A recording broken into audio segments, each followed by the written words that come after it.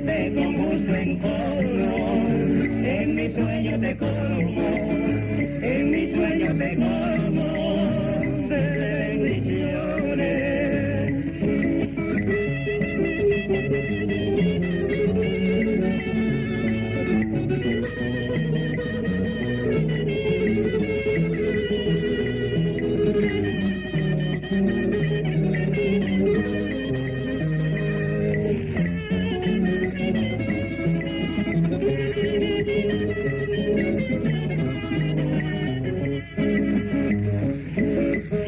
La inmensa pena de nuestra vida.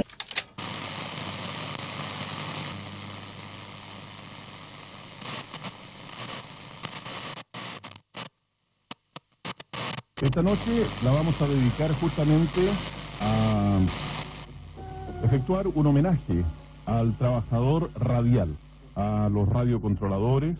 La historia de la radiotelefonía obviamente se vincula directamente con los radiocontroladores. Fui testigo presencial del desarrollo tecnológico de la radio desde 1955. Me correspondió actuar a los 6 años de edad en el Instituto de Radiodifusión Educativa y el control en aquella época era don Luis Oro. En aquella época las grabadoras eran con cinta grande y la cinta era gruesa. Y iban marcando siempre con un papelito, pero cada vez que había que regrabar era una odisea. Posteriormente había un cútex de uña con el que se parchaban las grabaciones. Se trataba de editar lo mejor posible. Las tortas de grabación eran grandes. No existía la radio programada como es hoy día con la tecnología. Ellos manejaban el cuento, ellos como estaban, digamos, ellos tenían que saber las noticias, censuraban lo que no tenía que salir al aire. Me sorprendía la capacidad que tenían de manejo de las máquinas. Y en el estudio o en el espacio donde estaba el control habían 4 o 5 grabadoras de ese tipo. Y el operador tenía que estar atento, por ejemplo, cuando leíamos noticias era una cosa espectacular, porque tenía que estar trabajando con 3 o 4. ¿Te fijas? Con 3 o 4 de ese tipo de grabadoras, al aire, con cinta. Tú cortabas y tenías que sacar de toda una tanda un comercial y tenías que editar. Por ejemplo, el comercial duraba 30 segundos, tenías que sacar los 30 segundos y después pegar la cinta, unirla. Y el jefe de prensa le traía las cuñas, así un alto de cuñas en cintas de reel, entonces tenía que estarlas colgadas. Y él tenía que adelantarse. Claro, porque terminaba una información en el libreto y él, antes que terminara la información, ya estaba poniendo en otra grabadora las cuñas que venían después. ¿Te fijas? Que estaba un poco al comienzo entender el concepto de radiocontrolador, cuyo apócope es control. Y es claro, porque no, aparte de ser técnico de sonido, tecnólogo de sonido y un montón de cosas más que se dan en radio, como la producción en general de la radio, además tenía que controlar que lo que llegara de todos los departamentos se diera y se cumpliera tal cual una estructura prefijada. Y él que tenía que, ¿cierto?, tocarle la campanilla cuando esos parámetros no se dieran. Entonces, en realidad, él llevaba el control y de ahí nació el concepto de radiocontrolador.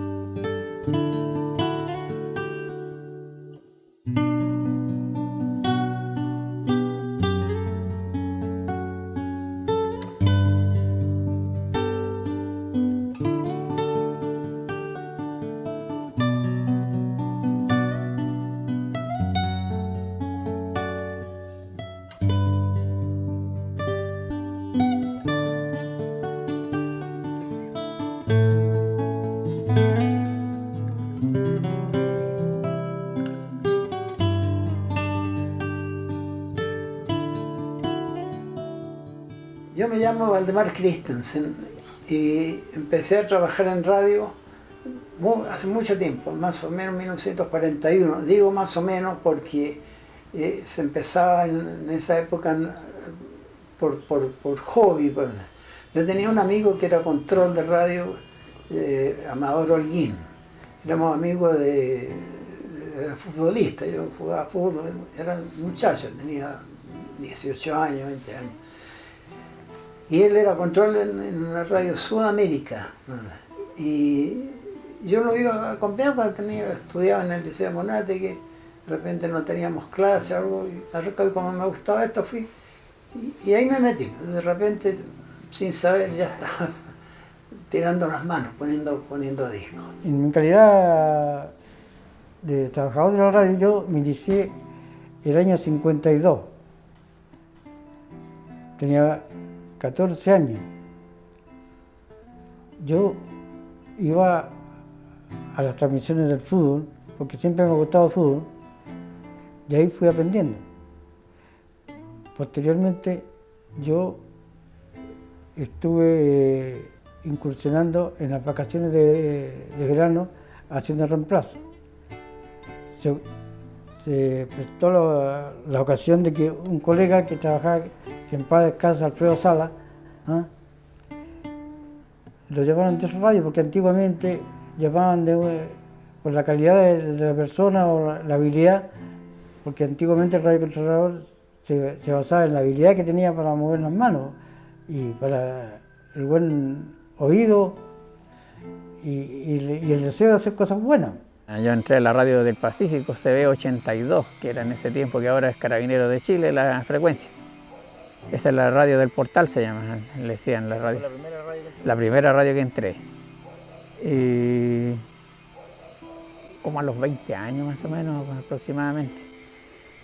Y en ese momento ahí necesitaban una persona porque habían despedido a uno, y la persona que nosotros fuimos a visitar, que era un amigo de colegio nuestro, lo mandaron a hacer la transmisión. Entonces en la sala de grabaciones no había nadie. Y yo fui con otra persona ahí y me dijeron si se podía, a la otra persona le dije si se atrevía a grabar. Y no. Y yo me atreví. Tiene que haber sido unos 52 más o menos. Sí, en el año 52 más o menos.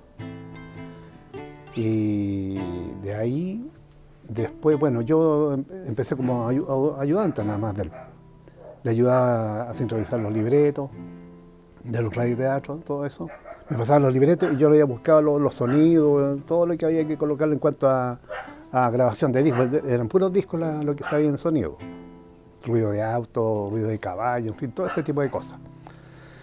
Y yo se lo iba dejando preparadito ahí. Entonces, claro, llegaba después ya, veía todo, estaba todo ok. Me echaba a montar la máquina, una Magnecorder se usaba en esa época, máquina de cinta. Y ahí se comenzaba la grabación. Vamos a hacer un poco de memoria. A ver, ¿cuánto tiempo? Yo trabajé en radio 30 años.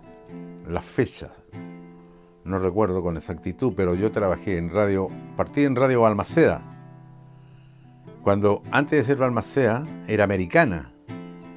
Después de ser Americana pasó a ser Balmaceda, definitivamente. Y ahí estuve un año. De ahí me fui a la Magallanes. En la Magallanes estuve 18 años. Y después me fui a La Silena. Y en La Silena terminó mi función como radiocontrolador. O sea, en la práctica tuve casi 35 años de trabajo en radio. Entre tanta inquietud, porque sabes tú que en estos medios de comunicación lo que uno tiene que hacer siempre es ir progresando tanto en la cosa laboral, intelectual y cultural.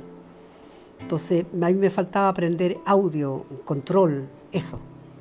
Así que como ya estaba aquí en la Universidad Técnica de esos años, que yo voy a estudiar, a ver cómo me va. Y estudié aquí.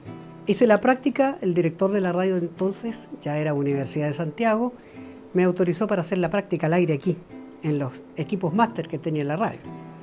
Y de ahí me presenté, déjame leer el título, me presenté a la Superintendencia de Servicios Eléctricos de Gas y de telecomunicaciones. Qué nombre tan largo.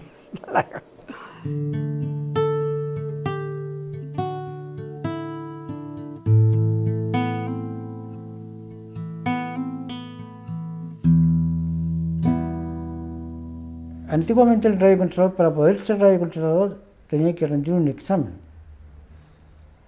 Entonces, el examen lo tomaban los ingenieros en la calle Yamunategui, en el 5º piso, me recuerdo. Ese era una especie de encuesta, de trabajo que le hacían a uno por escrito. Le preguntaban qué clase de micrófono se usa en radio, le hacían un circuito de resistencia en serie y en paralelo. Y era bastante complicado el examen, no era tan de radiocontrolador, eran partes incluso de radiotécnico, habían partes que hacían problemas de resistencia, de todo ese tipo de cosas hacían. Y en ese tiempo habían 3 tipos de carnet. Había un A, B, C, una cosa así, de primera, segunda. Había uno que era para emisoras de 1 a 5 kilos, digámosle, de potencia. Había otro que era de 5 a 10 y otro que era para cualquier potencia. Ese de cualquier potencia fue el que saqué yo. De otra forma no se podía trabajar. Teníamos constantemente gente de la superintendencia que hizo después y ahora pertenece como subsecretaría, ¿no es cierto?, al Ministerio de Transporte. Nos iban a controlar a nosotros. ¿Y la radio también respetuosa de...? Sí, porque si no la radio tenía que pagar una multa y uno también.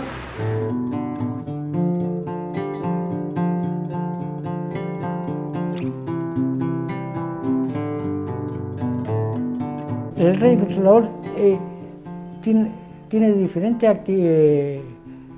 actividades. El radiocontrolador de mesa, que llamamos el que están en el estudio. Hay radiocontroladores que se especializan en el radioteatro, otros en transmisiones exteriores. Pero para definirlo a ellos es como la oficina central. Lo más importante es lo medular dentro de la radio, es la parte nerviosa, porque ahí llega todo. Es que resulta que a ti te llega todo un tipo de información por todos lados y tú tienes que sacarle de forma ordenada eso. Claro, canalizarlo y organizarlo. El control es que organice y ve que salga todo ordenado. Claro. Por eso que era un hombre importante, de importancia que nunca nos dieron. Uno a veces está con 2 platos, con grabadoras, con micrófonos, qué sé yo, pendiente de pasarle al locutor en el momento oportuno. El teléfono que suena, uno tiene que tener tiempo de atender teléfono, dar respuesta, no dejar vacío en el momento oportuno, pasarle al locutor. Es infinita la pega. Ahora, antiguamente, cuando tenía que pasarse las tandas, esas famosas tandas que eran así a pulso, y donde tenía que pegar 20 o 30 avisos, y pegarlos bien, ¿eh? Entonces, te digo yo, era otra cosa. Era más a pulso el trabajo que hacíamos nosotros. Por ejemplo, ahora ustedes apretan un botoncito nada más aquí y allá y sale, por ejemplo, automáticamente el ruido o lo que quieran sacar. En esa época no, porque había que estar ya anchontando ahí al surco del disco. Pero además las tandas de aviso, que la grababan voces seleccionadas, entre comillas, ya los avisos comerciales, y estos eran grabados en acetato. En acetato. Claro. Que era una especie de long play de material, ¿no? Claro, era como de aluminio. Aluminio, claro. Ya. Y el acetato, una pasta, ya era cara, cada disco, ya. Entonces, eso se grababa en determinadas radios, porque tú tenías que grabar ese disco virgen con la publicidad, que era en aquel entonces de medio minuto máximo, ¿ya? Claro. Entonces después había que sacar varios discos para repartir a la radio donde estaba la propaganda de Almacenes París, que yo me acuerdo en este momento, de la Casa García, de la Ville de Nice, Claro. ¿ya? Las casas. Y eso requería mucha rapidez mental. Absoluta, es decir, era tremendo, realmente. Mientras pasaba un aviso en un plato, tenía que después pasar al otro y de repente habían 10, 12 avisos. Y tenías que cambiarlo rápidamente. Rápidamente, porque el bache, eso, como tú lo sabes, es mortal en radio. Hola, preciosa. ¿Dónde vas? Voy a Gasco, voy a Gasco, voy a Gasco, sí señor. Porque en Gasco hay de todo, artefactos y atención. Sí, señora. Gasco con sucursales en todos los barrios. Había que grabar la publicidad de Eduardo de Calixto en ese tiempo, que era Carrusel del Aire, se llamaba el programa. No era solamente Hogar de su Hogar, sino que era un programa de 2 horas. Una de las partes era Hogar de su Hogar, pero había lo que cuentan las canciones, la noticia y su comentario, Copucha el colegial. Y una parte era el Hogar de su Hogar, que después al final quedó solamente Hogar de su Hogar con Eduardo de Calixto. Y había que grabar las publicidades, que ahí estaba el jefe que era de los controles, que era Isidro Guajardo Lago. Y él grababa unos acetatos, unos grandes, unos inmensos, que eran de los que venían de la BOA, de la BBC de Londres, que por un lado estaban grabando, entonces por el otro lado estaban virgen, y él los grababa con una cortadora de disco y grababa las músicas. Igual que un tocadisco antiguo, pero esa se pone la grabación en una cinta, con la máquina la ponía, y bajaba el estilete y empezaba a hacer un surco. El disco estaba liso totalmente. Disco virgen por un lado, por el otro lado venían unas grabaciones de la BOA, de la BBC de Londres, y en eso él grababa las características, grababa las músicas, las presentaciones, para hacer las presentaciones. Y había que poner una, poner la otra, poner la siguiente, y un locutor iba haciendo las presentaciones. Y ahora, la alegría del diario vivir. Cordial presentación de Radio Portales para reír con Eduardo de Calixto y su famoso Hogar, Dulce Hogar. Ponían la duración, pero se grababa tan durado, 2 minutos 14. Entonces había un reloj grande y mirábamos ahí para calcular. Y mientras tanto, al sacar un disco, el otro que venía, y de repente, pasó 1 minuto, no pasó, nos perdíamos en el tiempo.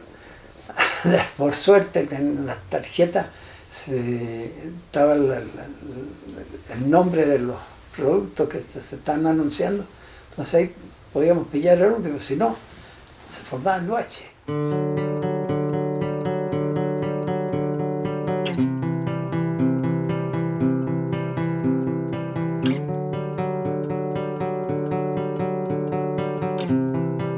Las grabadoras eran unas inmensas, grandes de cajón, y ahora se puede grabar con un pendrive y grabación digital.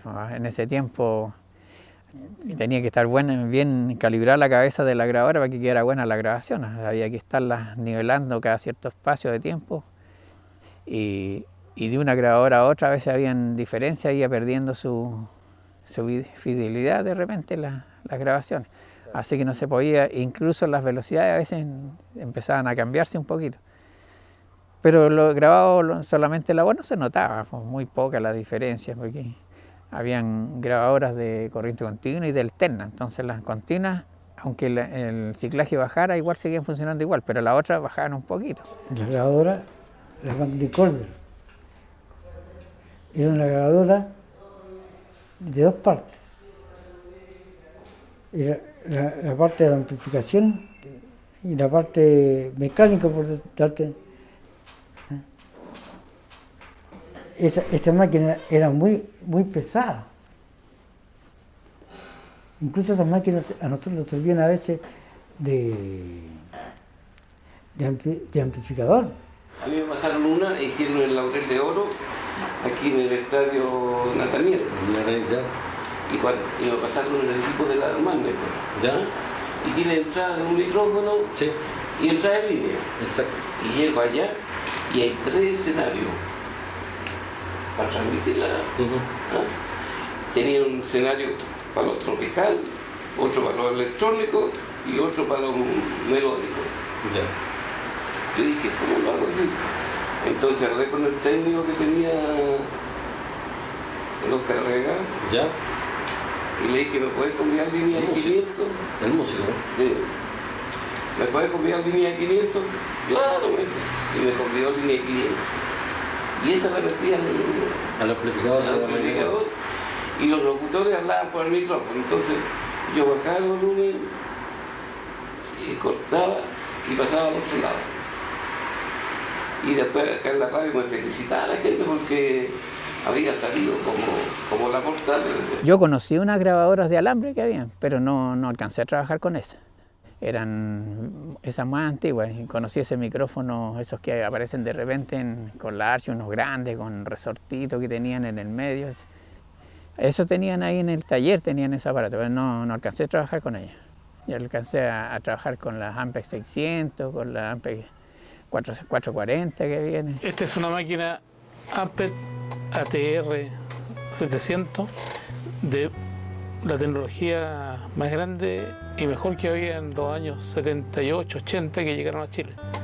Unas máquinas carísimas para la época y realmente fueron las últimas máquinas que fabricó la empresa Ampex de tecnología en sonido.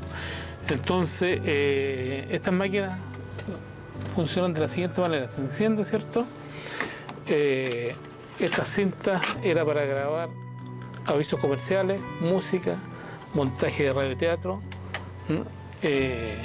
Siendo la máquina norteamericana, las cintas que se ocupaban en esas oportunidades, las mejores eran las alemanas, BAF. Entonces era una mezcla de calidades que había, pero era lo mejor de aquella época. Estas máquinas son estéreo, que para la época eran bastante modernas. Se ajustaban los niveles de sonido. Acá había un máster y un retorno. Vamos a dar cuenta que estamos grabando avisos comerciales.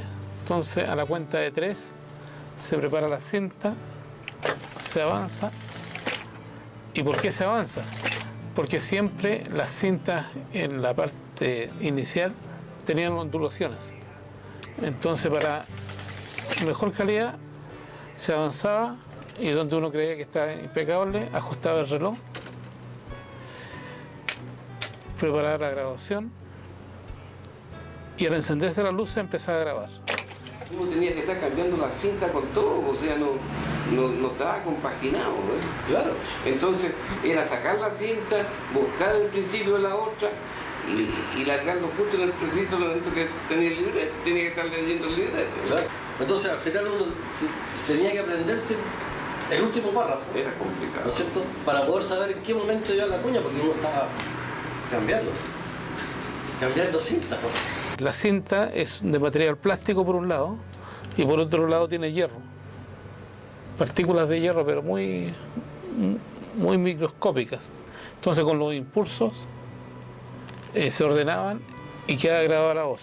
Y estas máquinas tenían una entrada, un borrador que iba borrando todo lo sucio que estaba en la cinta, un grabador y el reproductor, que es lo que escuchamos. Habían radioteatros que se hacían al tiro con todo, con música, con sonido y con todo.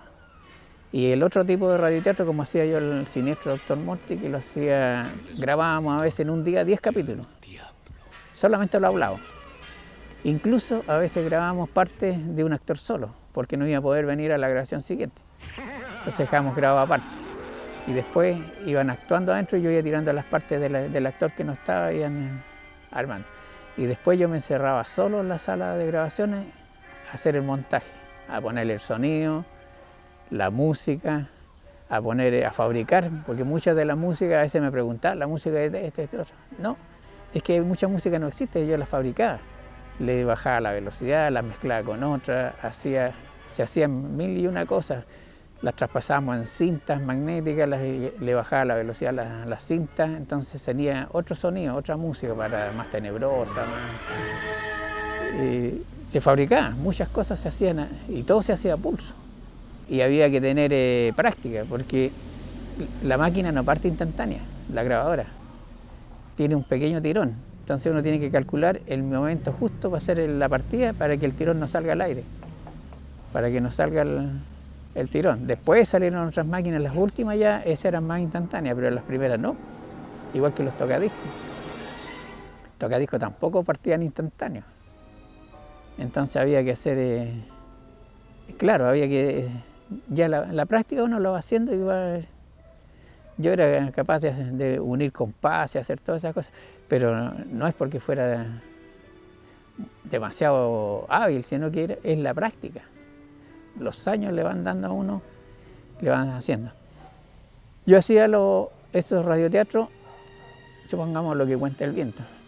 Buscaba una música para el título y mientras iban actuando, yo iba sacando otros discos, de acuerdo a cómo iban actuando, de acuerdo a la persona que iba actuando, porque habían otros colegas que grababan y sincronizaban primero.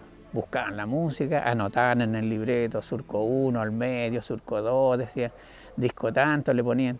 Yo nunca sincronicé, yo lo hacía así, a medida que iban apareciendo, yo iba mentalmente, ya sabía cuál disco podía poner, qué música. Porque yo me aprendí todo lo que había y seleccioné, pero un mueble entero de música de todo tipo, o sea, música clásica, donde sacaba trozos, sacaba esto. Y iba compaginando, guardando, archivando, haciendo muchas cosas. Y eso me sirvió mucho para los radioteatros.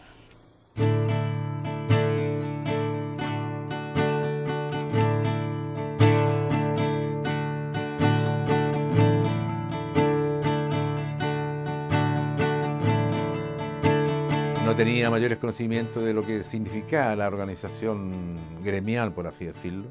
Entonces, con el correr del tiempo, bueno, empecé a conocer más compañeros controles, con diversas ideas y qué sé yo. Y con el tiempo muchos de ellos me manifestaron la posibilidad de ingresar al sindicato y lo conveniente que era. Recalco esto que es muy conveniente que lo sepan. ¿Por qué razón?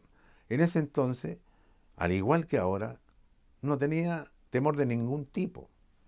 Para ser, qué sé yo, un miembro de cualquier sindicato no hay que tener miedo de ningún tipo porque no se hace nada malo. Había una especie de reunión, no era propiamente sindicato, una junta de no más de 20 personas que se acordó hacer un sindicato. El sindicato existe desde el año 52. El año 52 el sindicato no tenía sede, entonces las reuniones se hacían a las 0 horas para que no hubiese problema con la gente para la asistencia. Nos reuníamos, estas 20 personas más, en el auditorio de Radio Cooperativa en Nathaniel 47. Fue para representar a nivel nacional a todos los radiocontroladores. En ese entonces, que yo tuviese conocimiento, que me recuerde, eran 400 radios las que habían controladas en el servicio eléctrico. A nivel nacional, llámense, no habían tantas FM en ese entonces, habían más AM. Uno de los primeros presidentes que hubo era Luis Martínez Serrano y secretario Ramón Prieto, que decía la hora de las 2 horas, que también, si hay gente antigua escuchando esto, se podrá acordar. También una de las primeras cosas que se hizo al sindicato era que, en el caso nuestro, de los controles, teníamos un sueldo cualquiera, éramos empleados como una empleada doméstica, pero se consiguió que fuéramos empleados particulares, pertenecimos a la caja de empleados particulares. Entonces ahí había un sueldo que hasta me acuerdo, la garantía era 1.050 pesos, el sueldo mínimo. Entonces, y había un control que ganaban 600 pesos, y todo eso, nadie podía ganar con jornada completa, por supuesto, menos de 1.050 pesos. Lo otro también que es bueno que se sepa para la posteridad, nosotros éramos unos pocos en Chile que trabajábamos 6 horas, junto con los telefónicos. Bueno, claro, y esa fue una conquista sindical, la primera y la más importante. 6 horas era nuestra jornada diaria, ¿verdad? Y era por la extrema tensión que nos demandaba el quehacer. Claro, porque las 6 horas efectivamente trabajábamos. Tú en las 6 horas no te podías relajar e irte a tomar un café o irte al baño a sacar la vuelta, a fumar un cigarrillo. Claro. Ahí tú en las 6 horas tenías que estar metido en el máster central, digamos. Exacto. Dividido en dos tandas, en la mañana 3 horas y en la tarde otras 3 horas. Claro, se podían trabajar 36 horas según el sindicato en esa época. Después hablamos con don Jorge Quintero y conseguimos hacer un solo turno de 6 horas. ¿No? Entonces era de las 8 de la mañana hasta las 2 de la tarde, después de las 2 a 8 y de 8 a 2 de la mañana. Y ahí llegaba el de amanecía, que era otro. Tenía una contradicción eso, porque si bien es cierto, costó conseguir 6 horas, y muchos trabajaban en 2 radios, 3 radios, otros trabajaban en la radio y en fútbol. Entonces el trabajo se aumentó. Entonces los broadcasters dijeron en una ocasión que era una viveza, porque claro, si te reducen la jornada para que tú descanses y tú trabajas en otra radio, quedamos como la mona, ¿no es cierto? Pero revertir esa situación te costó, pero fue eso, más que nada por eso, porque la gran mayoría, al margen de eso, todos con grandes cantidades de hijos, entonces era una explicación que se daba. Entonces había que sacarse la mugre para que los cabros no tuviesen ningún problema, tanto en la escuela como en la casa, en la parte doméstica. Porque los sueldos no eran ninguna maravilla. No. Digo, yo de repente para sobrevivir, llamémosle, llegué a tener 3 sueldos. ¿Qué me significaba trabajar festivos, domingos, Pascua, Año Nuevo, 18 de septiembre y bla, bla, bla, bla? Y más encima, y tenía que ir al fútbol. La noticia deportiva. Bueno, aparte de un acontecimiento mundialmente, ¿no? Chile jugó un papel importante, qué sé yo, tanto en lo futbolístico como en el plano de la información mundial.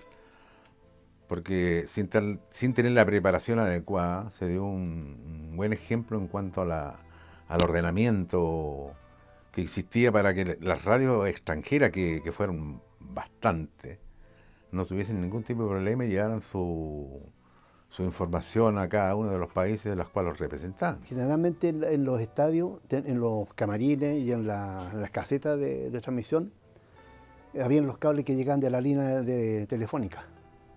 ¿Ah? Y generalmente estaban con un papelito ahí, decía de radio tanto, en fin, uno la ubicaba fácilmente. Entonces uno llegaba con el amplificador, se conectaba a la línea y hacía el llamado, igual que un llamado telefónico, lo llamaba a los estudios. Entonces ahí le medían el volumen, más o menos que uno tenía que salir y todo eso, así quedaba todo ok. Así que cuando llegaba el locutor o cuando se hacía la transmisión completa de todo el partido completo, entonces uno ya tenía todos los niveles ya listos, ya preparados ya. Y uno escuchaba por el receptor de radio que uno le desconectaba el parlante y le metía el fono. ¿Ah? Entonces ahí escuchaba, por ejemplo, el que estaba narrando, en este caso el relator del partido y el comentarista o los comentaristas que estaban ahí también.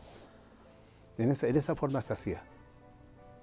Y todo eso eran equipos a tubo, pues. En una transmisión que hicimos para el Mundial de Fútbol, se compró en la radio, fue uno de los primeros equipos portátiles que se transmitía lo que usan todos ahora, un micrófono con un amplificador. Claro, en ese tiempo el amplificador era una manetita, ahora está en el mismo micrófono. La entrada, por ejemplo, los sudamericanos, de los futbolistas, entraban por la puerta de la maratón, que estaban afuera, para desfilar por ahí. Entonces, todas esas cosas se transmitían. Y era imposible hacerlo con los equipos que había, que eran equipos eléctricos. Había que tomar electricidad, que no era fácil encontrar al otro lado. Y lo hicimos con un micrófono inalámbrico. Y se ocupaban como los fotogoles, que a la gente le gustaba mucho escucharlo. Y, por ejemplo, el mayor ejemplo de esto fue el partido de Chile con Unión Soviética en Arica. Fue para el Mundial del año 1962, jugado en Chile, del famoso Justicia Divina.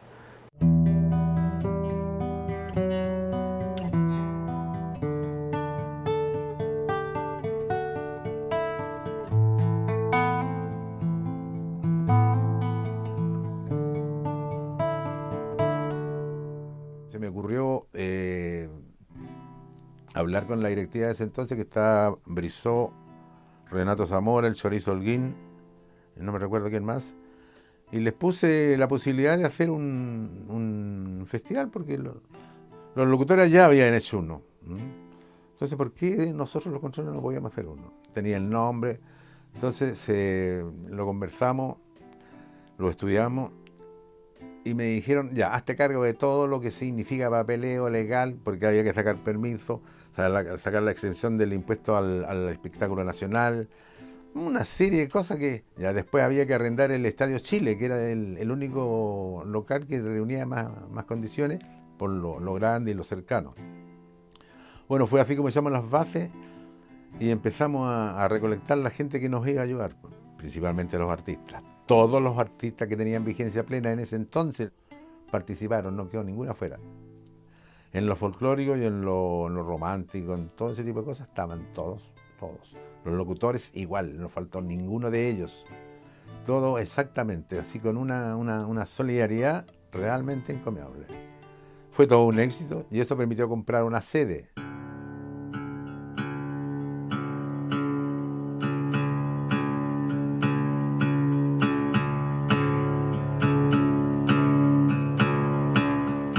El sindicato de operadores de radio fue la entidad sindical más importante, la única que tuvo una fuerza para llevar a cabo una huelga. Me acuerdo de que en la radio Panamericana, que queda allá en la Gran Avenida, tienen un problema los colegas de allá. Entonces fuimos, mismo justamente que le digo yo, pues el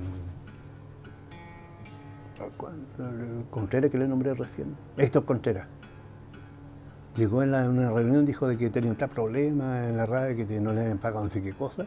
Tomémonos la radio, ya tomémonos la radio y partimos para allá. Y nos tomamos la radio. Resulta que eso fue como a las 10 de la noche más o menos, que las reuniones eran tarde, a veces después de los turnos, y partimos para allá. Estuvimos como hasta las 2 o 3 de la mañana allá. Se silenció la radio. Y ahí las autoridades de gobierno en 3 tiempos llamaron y empezaron a imponer en la práctica que teníamos que salir. Claro, cuéntale esa parte de la Panamericana, cuéntasela por favor. Ese patrón en pijama y con patas allá en la radio con los carabineros, devuélveme la radio. Y una radio que todavía existe. Eso fue como el 70 y... antes del 73, un poquito antes. Y entusiasmado, poniendo sillas en las puertas, todo ese asunto para que nadie entrara, y contestando los teléfonos de los llamados que se hacían. O sea, eso indica la importancia que tenía el radiocontrolador, ¿no? Porque si el locutor es fuerte, es poderoso, con su voz linda, que tiene, qué sé yo, educada, los controles no tenían nada, pues si nosotros estamos en off, qué sé yo. Pero demostramos que éramos más agallados, por decirlo, más solidarios. Tomábamos una decisión y la llevábamos a feliz término. Los controles, o sea, los locutores, muchos amigos de locutores, muchos estrellas no participaban de este tipo de cosas. Claro, porque ellos tenían otro statu quo, ¿no? Siempre lo han tenido y siempre lo han hecho presente. Entonces, la unión que existía entre ellos no es la misma que existió con los controles. Los controles eran un solo bloque. Éramos bastante unidos. Todos nos conocíamos. Sí, habitualmente cuando en las reuniones que nos juntábamos éramos bien unidos. Fue una lucha, te digo, inteligente, bien planificada, ¿ya? Y hacíamos eso con contentamiento, que estábamos haciendo algo bueno, bien hecho, ¿ya? Yo me acuerdo del doctor Contreras que me decía, estamos bien pelados, decía, vamos bien, vamos, por esto y por esto va a resultar esto.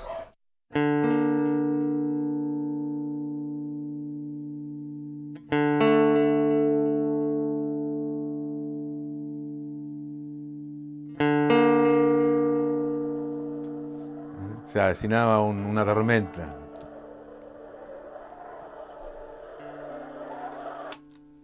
Bueno, la verdad de las cosas es que el golpe es una cosa que a mí en lo personal me marcó a fuego.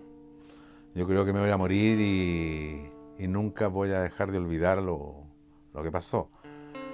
Afortunadamente, a mí en el terreno personal, en cuanto a familiar, no perdí a nadie, pero en el terreno de la amistad, muchos colegas, muchos compañeros en diversas profesiones no están. Y no solo eso, sino que tanta gente que dejó este mundo por una causa injusta total, porque no se puede, te digo yo, reprimir con balas ni con nada un pensamiento político. Si podemos discrepar, podemos tener un montón de diferencias como seres humanos, pero nunca reprimir con fuerza, con violencia de ese tipo. Y ojalá que nunca más vuelva a ocurrir una cosa, porque es vergonzoso a nivel mundial, es una cosa vergonzosa. Porque si somos seres humanos, nos estamos educando con ese fin, ¿Cuál es el objetivo central de exterminar una cantidad inmensa de gente y en las condiciones que se hace? Porque primero, en ese entonces, pegaban o mataban y después preguntaban quién eran. El golpe nos sacudió violentamente. Ya. A mí me pilló en la radio Luis Emilio Recabarre. No sé si te suena, Sí, esa radio era del PC. De la CUT. De la CUT. Y el día del 11 de septiembre, nosotros estábamos dándole, o sea, a las espaldas del edificio no eran buenas, que es la mutual de Carabineros, ¿ya? Y más o menos en esta dirección. ¿Ya? Y de allá nos dispararon, nos hicieron tiro a la ventana. Ahí se escapó Jorge Núñez, que en paz descanse. Se escapó porque la bala le pasó muy cerca de la cabeza y se fue a enterrar a la muralla. Y bala de guerra atraviesa todo.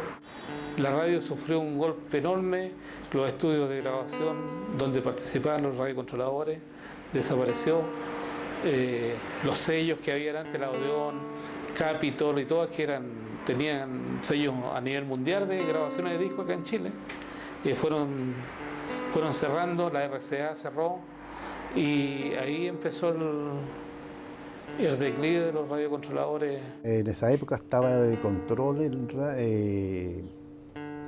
o sea, de presidente del sindicato, Manuel Contreras. Y según se decía que pertenecía al MIR en esa época. Hay un colega que nunca se supo de él qué es lo que pasó. ¿Cuánto se llama este? El Tito que le decíamos allá en la radio, que no. Después no supimos más de él.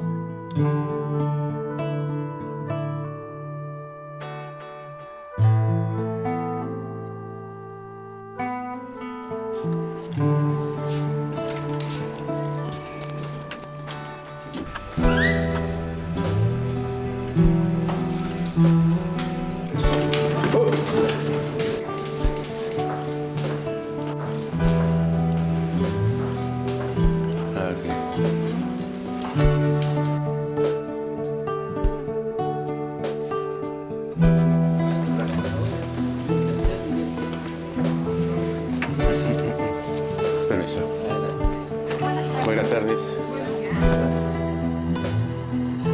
Allá quizás de esa puerta. ¿Ya? Porque esto era más largo, entiendo que ya deben haber alguna oficina por ahí. Sí, ahora todo eso de allá son puras oficinas. Claro, a este lado por lo menos teníamos los estudios de grabación y la locución. ¿Ya? Del máster. En el fondo estaba la discoteca y después todas las oficinas del director. En esa ocasión, para el año 73, a mí me correspondía entrar a las 4 de la tarde. Y por razones ajenas a mi voluntad tuve que llegar a las 8 de la mañana. Y a las 8 de la mañana, en cuanto llegué, lo primero que se hace es un llamado telefónico del presidente de la República. Yo era el único capacitado y el único autorizado para hablar con él. Aquí debe haber otra oficina, acá igual. Acá estaba, por decirte como te digo, una de las salas de grabaciones. Y acá era un estudio grande. Permiso.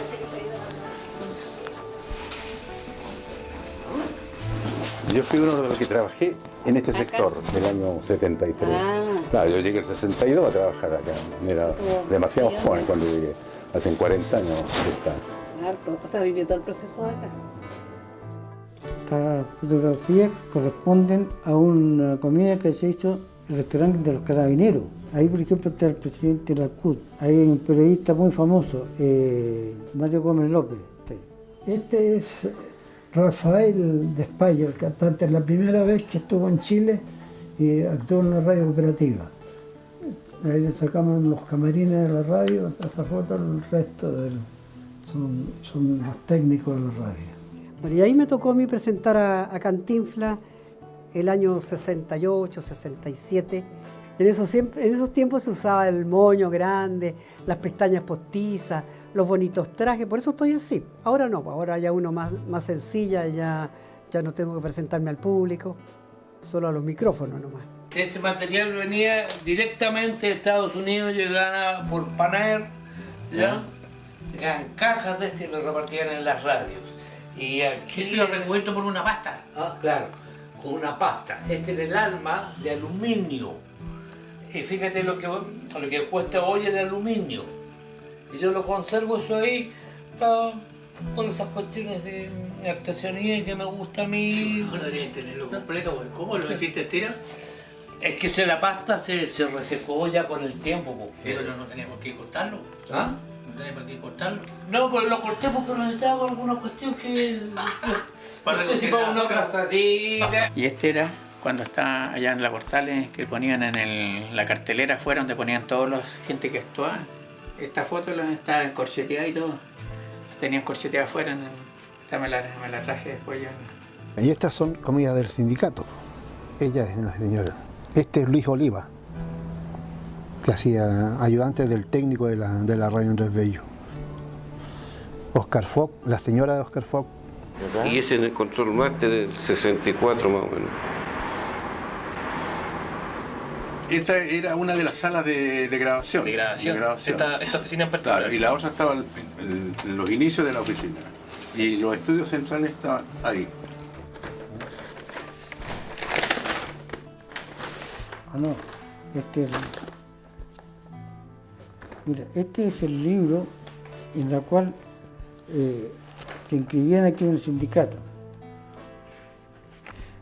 Este es el primer registro de socios del sindicato cuando se llamaba Sindicato de Radio Controladores y Operadores de Broadcasting.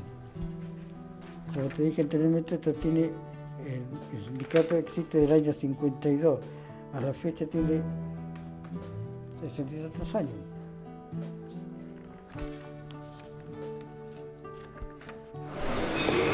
¿Se puede pasar?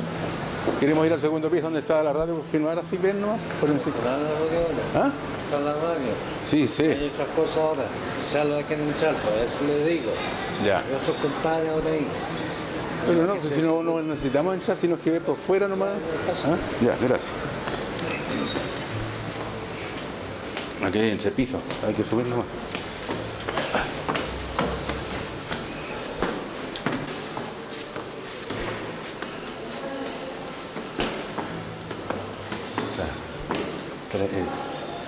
Esa era la entrada principal de la radio chilena. La radio chilena ocupaba todo el segundo piso. Tenía un departamento de prensa, pero precioso. Y aquí funcionaba una radio en FM que tenía, la Aurora.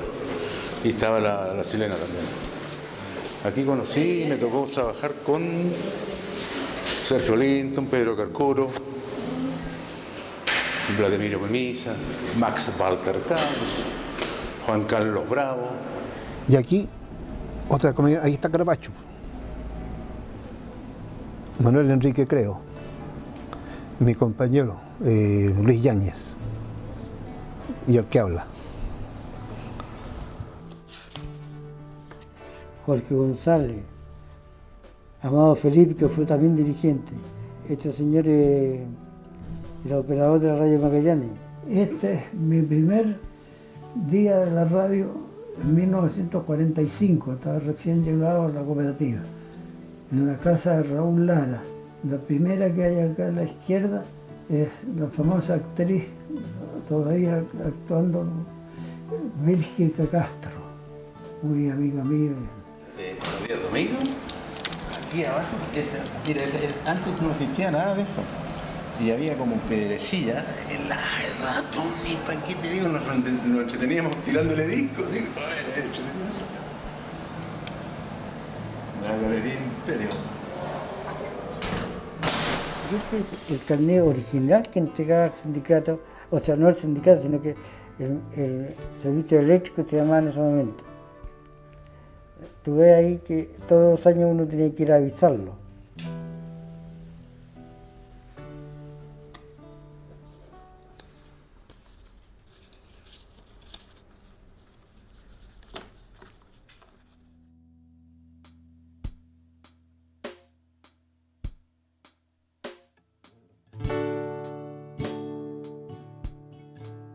Fueron una parte vital de lo que es la transmisión de la radio. Muchas veces no se les dio la importancia que se requería. Muchas veces, e incluso el radio controlado en los tiempos de gloria de la radio, llegaba a ser como el director de la radio. Eso no lo reconocía ni el gerente, ni el director propiamente tal, ni un locutor, pero el radio controlado, el que daba los tiempos, era como un coordinador de piso, por decirlo así, lo comparamos en televisión, era como un director de cámara, porque él que decía qué micrófono va, dónde tiene que hablar, dónde tiene que hacer tal cosa. Entonces el radio controlado tenía que dar varias instrucciones, por lo tanto al final era como un director. Yo ahora no podría trabajar en la radio, es totalmente distinto. Yo trabajé en otra radio. Salí cuando estaba empezando la computación. Al llegar los computadores, al final quedé yo solo y me sobraba tiempo para hacer todo, porque todo estaba ya automatizado. Yo creo que se ha perdido mucho la imaginación de la gente. Acuérdate que nosotros éramos como los futbolistas de ahora. Claro. Casi nadie moría en una misma radio. Como decía un control que yo quise mucho, Monito Campo, decía, los controles somos químicamente puros. Desde un Héctor Contreras a un Edmundo Lau, desde un Amador Enrique Urguín, Loyola, hasta un Jaime Bravo. Como te dije fuera de micrófono, en Chile no tenemos memoria. Y hacer un programa, entonces destaque el trabajo de los radiocontroladores, lo encuentro fantástico, para que la juventud conozca que una radio se maneja con locutores, con radiocontroladores, con periodistas, con artistas, con libretistas, como era antes. Lamentablemente esa gran variedad que había antes se estaba perdiendo por motivos económicos. Y en la agricultura fue por única vez que se otorgó un premio a un radiocontrolador, Arnoldo Andaur, por ser uno de los excelentes controles que hacía el montaje del programa La Tercera Oreja, que fue un programa clásico en la radiotelefonía, con una sintonía bárbara. Y él le otorgaron ese premio. Y después no se hizo más premios así de reconocimiento a los controles, porque el 50% lo hace el control. Sí, mira, ya no están, posiblemente ya no están trabajando, casi todo, pero siguen escuchando radio, son hombres de radio. Y las familias de ellos, que también les rindo un homenaje a cada familia de cada trabajador radial, porque gracias a ellos también nosotros teníamos esa fuerza para estar, porque el caso que conté que habían, para las catástrofes estábamos afuera, 11 de septiembre, cosas así, que nos podía pasar algo, entonces ellos también sufrían con nosotros esos momentos, y se alegraban de nuestro trabajo y se apenaban porque hubieron controles, radiocontroladores que lo pasaron mal. Y así que también le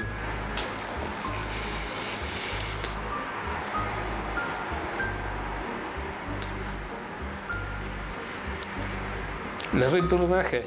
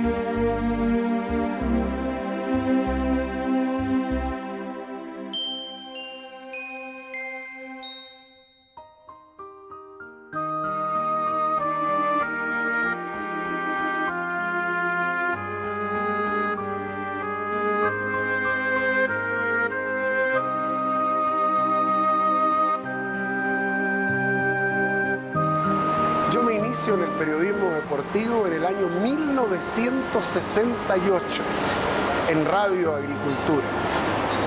Y quiero decirles algo muy simple, que en esos equipos fantásticos que transmitían el fútbol, por ejemplo, los radiocontroladores eran los héroes anónimos.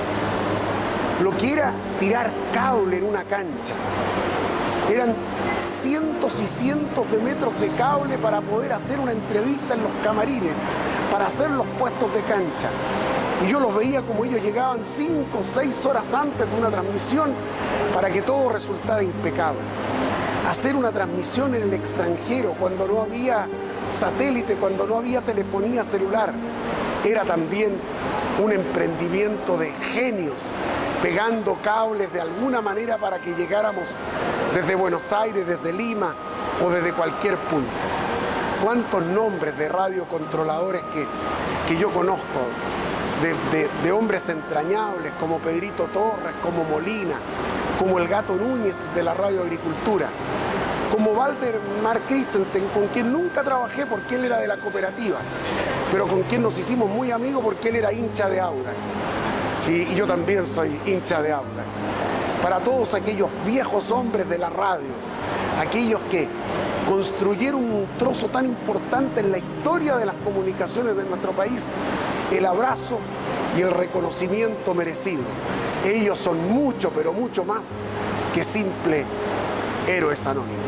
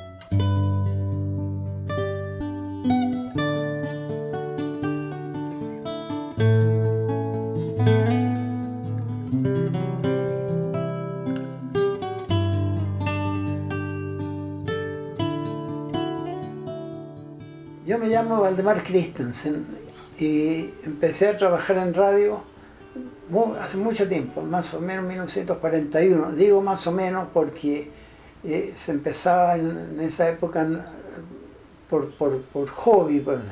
Yo tenía un amigo que era control de radio, Amador Holguín.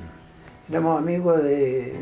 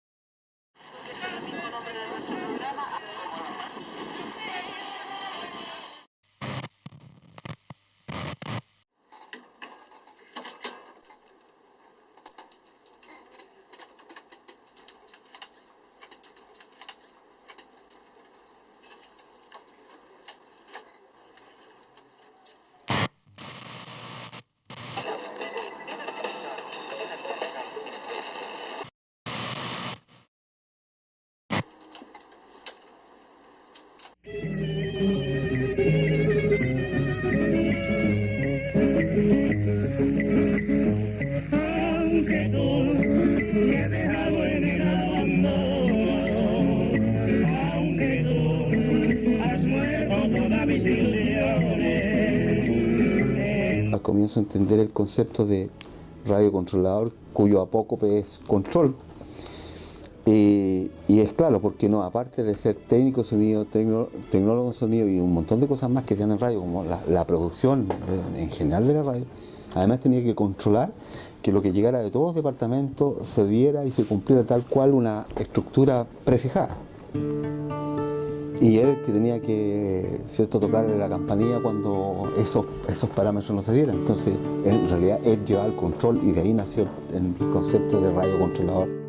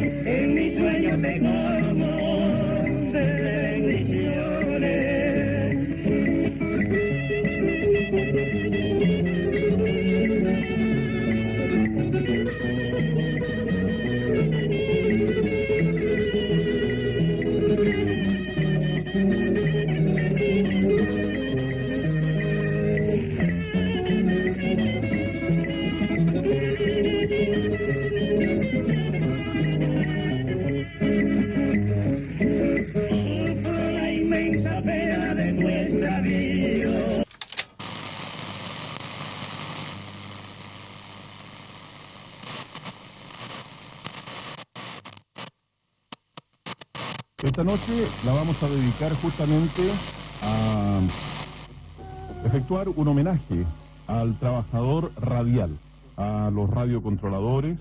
La historia de la radiotelefonía obviamente se vincula directamente con los radiocontroladores. Fui testigo presencial del desarrollo tecnológico de la radio desde 1955.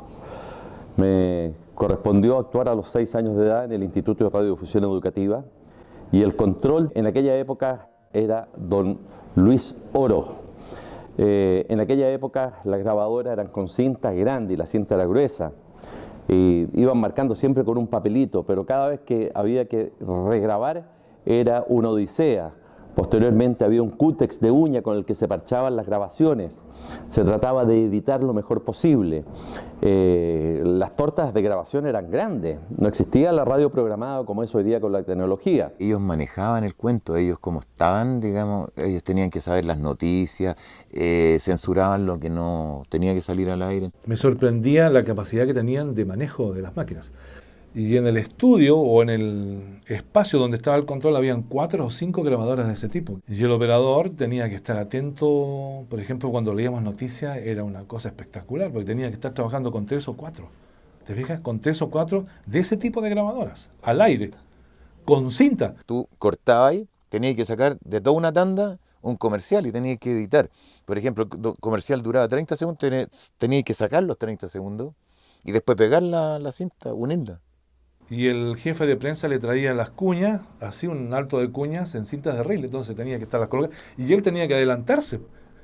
Claro, porque terminaba una información en el libreto y él, antes que terminara la información, ya estaba poniendo en otra grabadora las cuñas que venían después. ¿Te fijas? Que está un poco